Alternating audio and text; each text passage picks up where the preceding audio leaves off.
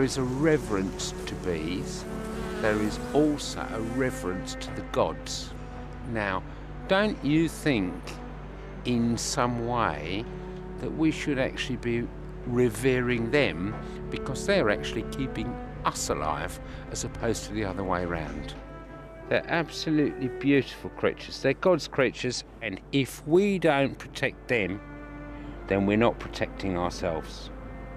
Look, there you go. Honey was considered so sacred as a gift from the bees. The honey was not sold until the end of the 19th or into the 20th century.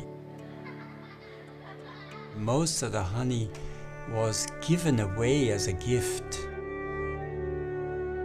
It is one of the most beneficial and healing substances that we can imagine. It has enzymes, it has nutrients, it has trace minerals, and it has forces of the hexagonal, the silica forces in it.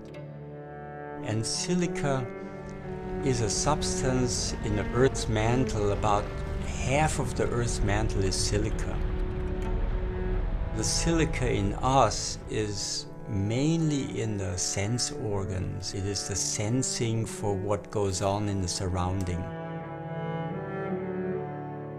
So the silica and the honey have a beneficial influence on our evolution.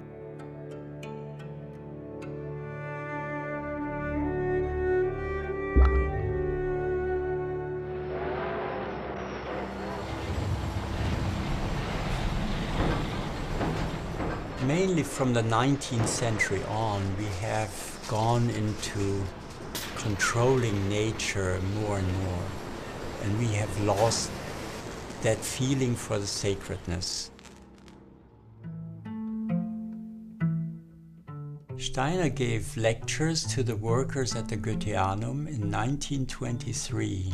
And Steiner said, yes, this mechanization of beekeeping, this realm of life is becoming mechanized and industrialized. And that will eventually destroy beekeeping, and the honeybee might not survive the end of the century, that is the 20th century. So now with the colony collapse disorder, it's clear that Steiner's prediction has come true. And as Steiner said, that our very lives depend on beekeeping. Everybody should be interested in beekeeping. Our lives depend on it. Look at the beautiful honey. So I feel that we're seeing changes in climate, but I think the colony collapse disorder and the disappearance of the honeybee is a much more pressing, urgent problem to solve. A lot of rationalization, a lot of mechanization has gone into beekeeping to make it profitable. And that has brought down the honeybee in its vitality, in its health. It's financial. It's financial. We're accepting things that aren't ideal for the bees because we have to for the business that we're in, and we're in the business to stay in business, so we have to do it. You're going to take 10, he's going to take 14 when you're done here. Now, we are a mobile industry. We run hundreds of thousands of miles every year. Without the almond growers and the high price, we would never have survived.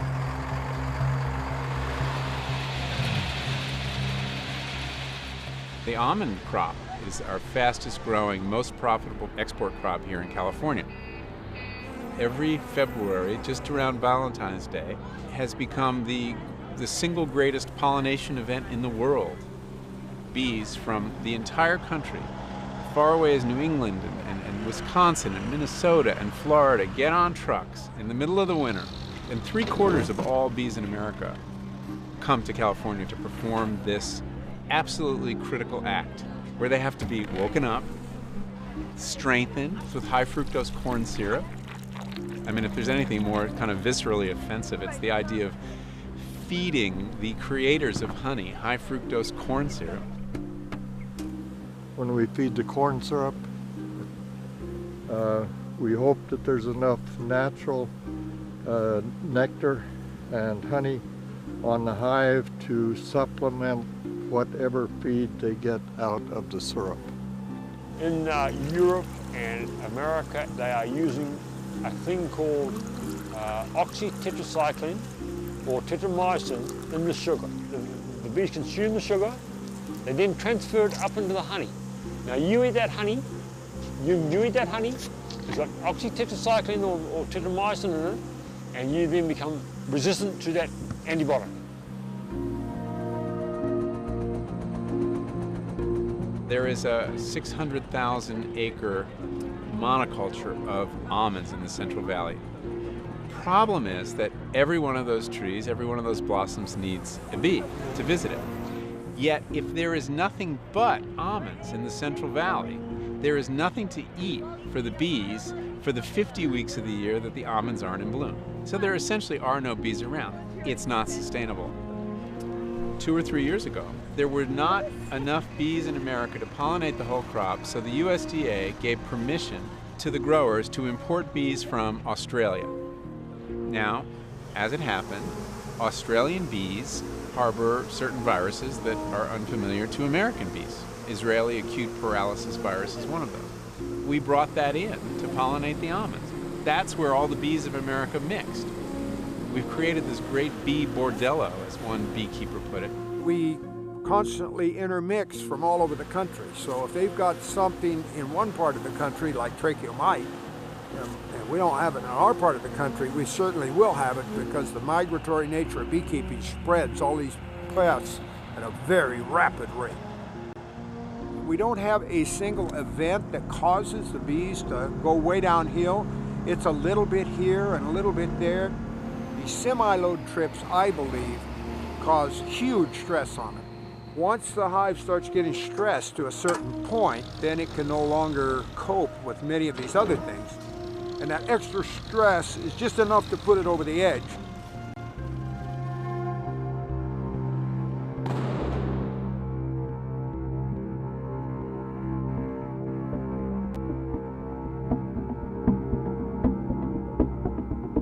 So many of the problems we face come down to one thing, and that is monoculture.